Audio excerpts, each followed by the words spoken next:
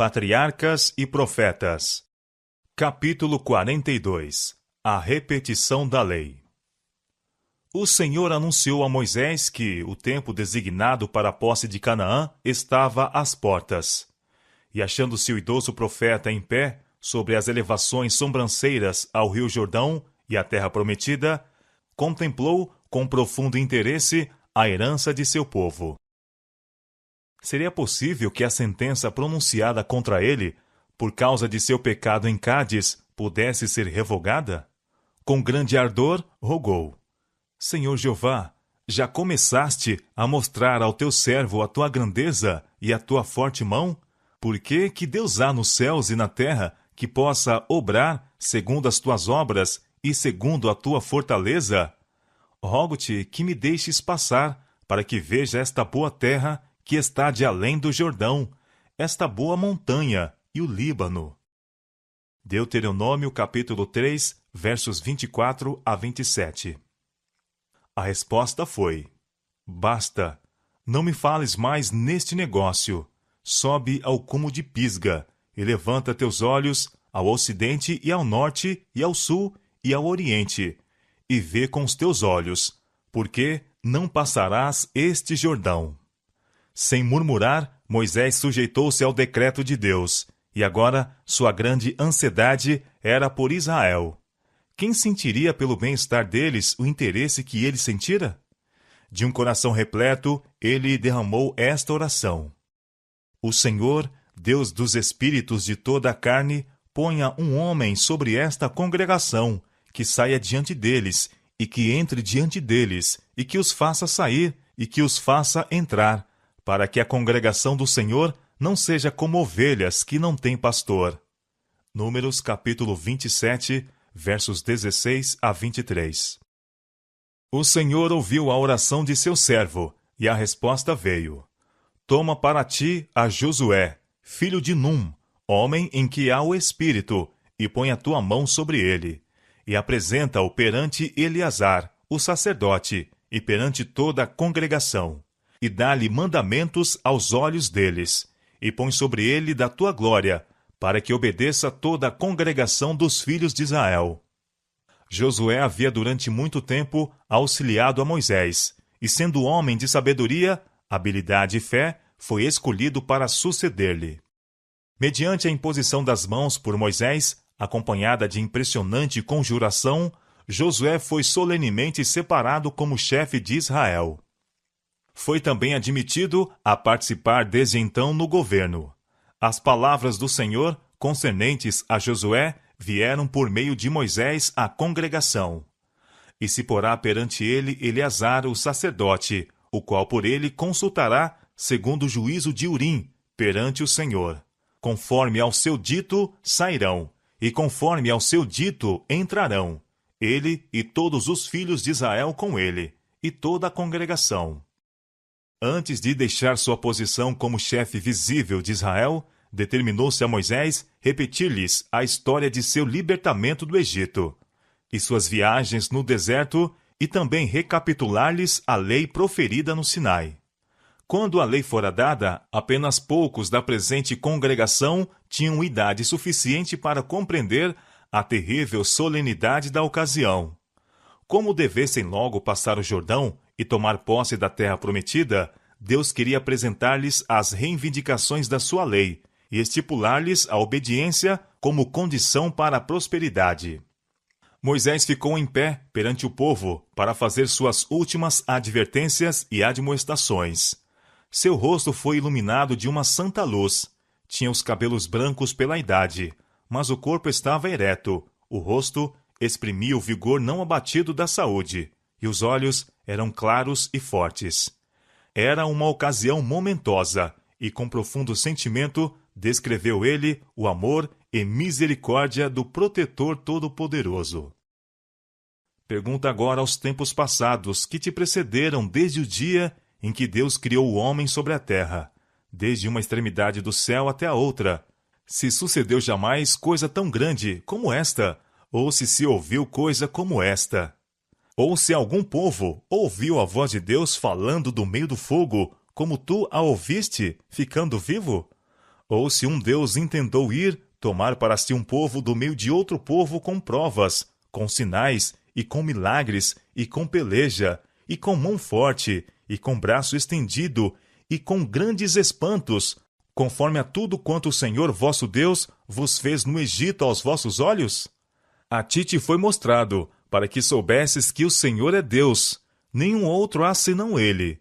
Deuteronômio capítulo 4, versos 32 a 35.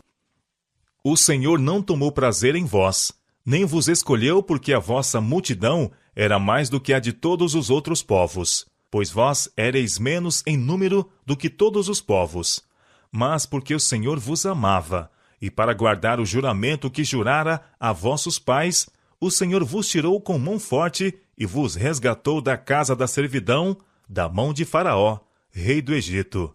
Saberás, pois, que o Senhor teu Deus é Deus, o Deus fiel, que guarda o conserto e a misericórdia até 1000 gerações que o amam e guardam seus mandamentos.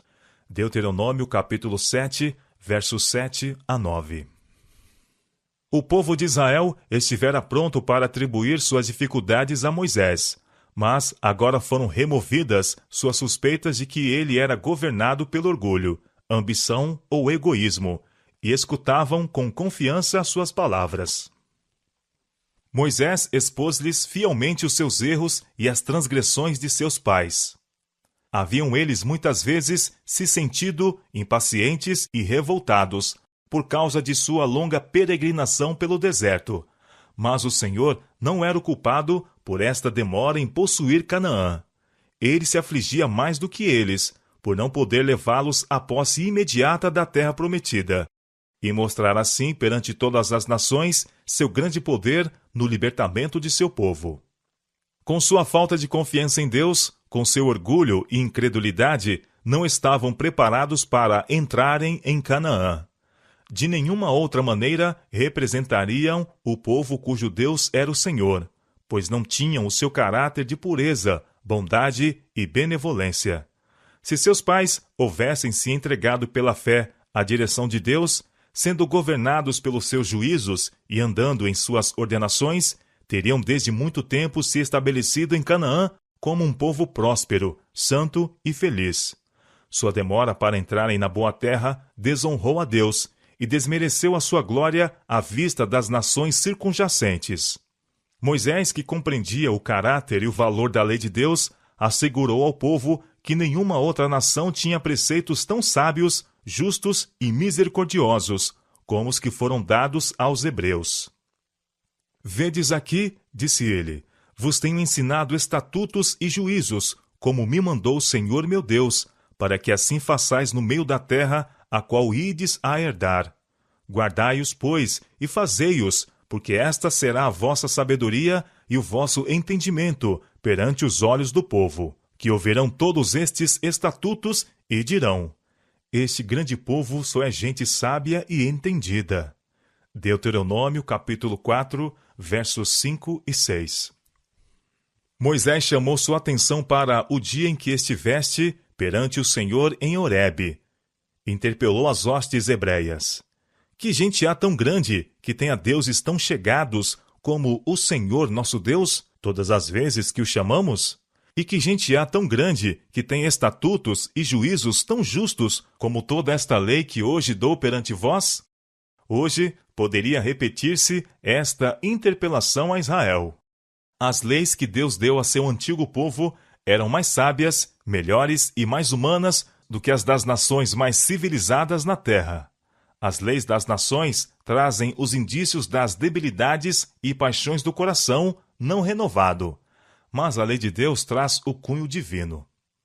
O Senhor vos tomou e vos tirou do forno de ferro do Egito, declarou Moisés, para que lhe sejais por povo hereditário. Deuteronômio capítulo 4, versos 10, 7, 8 e 20. A terra em que logo entrariam e que deles deveria ser sob a condição de obediência à lei de Deus, foi-lhes assim descrita, e quanto não deveriam estas palavras ter comovido os corações de Israel, ao lembrarem-se eles de que aquele que tão resplendentemente descrevia as bênçãos da boa terra, fora, por causa do pecado deles, excluído da participação da herança de seu povo. O Senhor teu Deus te mete numa boa terra. Não é como a terra do Egito, donde saístes, em que semeavas a tua semente e a regavas com o teu pé como a uma horta. Mas a terra em que passais a possuir é terra de montes e de vales. Da chuva dos céus beberás águas, terra de ribeiros de águas, de fontes e de abismos, que saem dos vales e das montanhas. Terra de trigo e cevada, e de vides e figueiras, e romeiras, terra de oliveiras, abundante de azeite e mel, terra em que comerás o pão sem escassez, e nada te faltará nela. Terra cujas pedras são ferro, e de cujo montes tu cavarás o cobre. Terra de que o Senhor teu Deus tem cuidado. Os olhos do Senhor teu Deus estão sobre ela continuamente, desde o princípio até o fim do ano. Deuteronômio capítulo 8, versos 7 a 9 e capítulo 11, versos 10 a 12. Havendo-te, pois, o Senhor teu Deus introduzido na terra que jurou aos teus pais, Abraão, Isaque e Jacó, te daria grandes e boas cidades, que tu não edificastes, e casas cheias de todo o bem que tu não encheste, e poços cavados que tu não cavastes, e vinhas e olivais que tu não plantastes, e comeres e te fartares. Guarda-te e que te não esqueças do Senhor. Guardai-vos de que vos esqueçais do concerto do Senhor vosso Deus, porque o Senhor teu Deus é um fogo que consome, um Deus zeloso. Deuteronômio capítulo 6, versos 10 a 12 e Deuteronômio capítulo 4, versos 23 e 24. Se fizessem mal à vista do Senhor, então disse Moisés: certamente perecereis depressa da terra, a qual passado o Jordão, ides possuir. Depois da repetição pública da lei, Moisés completou o trabalho de escrever todas as leis, estatutos e juízos que Deus lhe dera, e todas as regras relativas ao cerimonial dos sacrifícios. O livro que continha estas coisas foi posto sob os cuidados de oficiais competentes, e para ser guardado com segurança, foi depositado ao lado da arca. Achava-se ainda o grande chefe tomado de receio de que o povo se afastasse de Deus. Era um discurso muito sublime e palpitante, expôs-lhes as bênçãos que seriam deles sob a condição de obediência, e a maldição que seguiria a transgressão. Se ouvires a voz do Senhor teu Deus, tendo cuidado de guardar todos os seus mandamentos, que eu te ordeno hoje, bendito serás tu na cidade, e bendito serás no campo, no fruto do teu ventre, e o fruto da tua terra, e o fruto dos teus animais. Bendito o teu cesto e a tua amassadeira. Bendito serás ao entrares, e bendito serás ao saíres. O Senhor entregará aos teus inimigos, que se levantarem contra ti, feridos diante de ti. O Senhor mandará que a bênção esteja contigo, nos teus celeiros, e em tudo que puseres a tua mão. Será, pois, que, se não deres ouvidos à voz do Senhor teu Deus, para não cuidares em fazer todos os seus mandamentos e os seus estatutos, que hoje te ordeno, então sobre ti virão todas estas maldições, e serás por pasmo, por ditado e por fábula entre todos os povos a que o Senhor te levará. E o Senhor vos espalhará entre todos os povos, desde uma extremidade da terra até a outra extremidade da terra. E ali servirás a outros deuses que não conheceste, nem tu, nem teus pais, ao pau e à pedra. E nem ainda entre as mesmas gentes descansarás, nem a planta de teu pé terá repouso, porquanto o Senhor ali te dará coração tremente, e desfalecimento dos olhos, e desmaio da alma. E a tua vida como suspensa estará diante de ti, e estremecerás de noite e de dia, e não crerás na tua própria vida. Pela manhã dirás: ah, quem me dera ver a noite! E à tarde dirás: ah, quem me dera ver a manhã! Pelo pasmo de teu coração com que pasmarás, e pelo que verás com os teus olhos.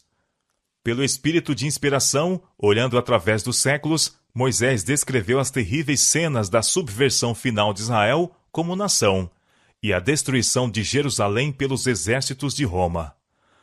O Senhor levantará contra ti uma nação de longe, da extremidade da terra, que voa como a águia, nação cuja língua não entenderás, nação feroz de rosto, que não atentará para o rosto do velho, nem se apiedará do moço.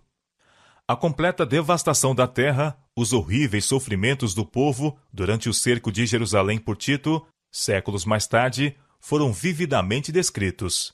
Comerá o fruto dos teus animais, e o fruto da tua terra, até que sejas destruído. E te angustiará em todas as tuas portas, até que venha a cair os teus altos e fortes muros, em que confiavas em toda a tua terra. Comerás o fruto do teu ventre, a carne de teus filhos e de tuas filhas, que te der o Senhor teu Deus, no cerco e no aperto com que os teus inimigos te apertarão. E quanto à mulher mais mimosa e delicada entre ti, que de mimo e delicadeza nunca tentou pôr a planta do seu pé sobre a terra, será maligno o seu olho contra o homem de seu regaço, e por causa de seus filhos que tiver, porque os comerás escondidas pela falta de tudo, no cerco e no aperto com que o teu inimigo te apertarás nas tuas portas. Moisés terminou com estas palavras impressionantes. Os céus e a terra tomo hoje por testemunhas contra vós, que te tenho proposto a vida e a morte, a bênção e a maldição. Escolhe, pois, a vida, para que vivas, tu e a tua semente, amando ao Senhor teu Deus, dando ouvidos à sua voz e te achegando a Ele, pois Ele é a tua vida e a longura dos teus dias, para que fiques na terra que o Senhor jurou a teus pais, a Abraão, a Isaque e a Jacó, que lhes havia de dar. Deuteronômio capítulo 30, versos 19 e 20. A fim de mais profundamente gravar em todos os espíritos estas verdades, o grande chefe incorporou-as em poesia sacra. Este cântico não era somente histórico, mas também profético. Ao mesmo tempo em que de novo referia o maravilhoso trato de Deus para com seu povo no passado, prefigurava também os grandes acontecimentos do futuro, a vitória final dos fiéis quando Cristo vier a segunda vez com poder e glória. Ordenou-se ao povo que confiasse à memória esta história poética e a ensinasse aos seus filhos e filhos de seus filhos. Deveria ser cantada pela congregação quando se reunia para o culto e ser repetida pelo povo ao saírem eles para o seu labor cotidiano. Era dever dos pais gravar estas palavras na mente sensível de seus filhos, de tal maneira que nunca pudessem ser esquecidas. Visto que os israelitas deveriam ser, em sentido especial, os guardas e conservadores da lei de Deus, deveriam eles especialmente impressionar-se com a significação dos preceitos da mesma e com a importância da obediência, e por meio deles os seus filhos e filhos de seus filhos. O Senhor ordenou com relação aos seus estatutos. E as intimarás a teus filhos, e delas falarás, assentado em tua casa, e andando pelo caminho, e deitando-te, e levantando-te. E as escreverás nos umbrais de tua casa, e nas tuas portas. Deuteronômio capítulo 6, versos 7 a 9. Quando seus filhos perguntassem no futuro, quais são os testemunhos e estatutos e juízos que o Senhor nosso Deus vos ordenou? Deviam os pais então repetir a história do trato de Deus, cheio de graça para com eles. Como o Senhor agira para o seu livramento, a fim de que pudessem obedecer à sua lei e declarar-lhes: o Senhor nos ordenou que fizéssemos todos estes estatutos, para temer ao Senhor nosso Deus, para o nosso perpétuo bem, para nos guardar em vida, como no dia de hoje. E será para nós justiça, quando tivermos cuidado de fazer todos esses mandamentos perante o Senhor nosso Deus, como nos tem ordenado.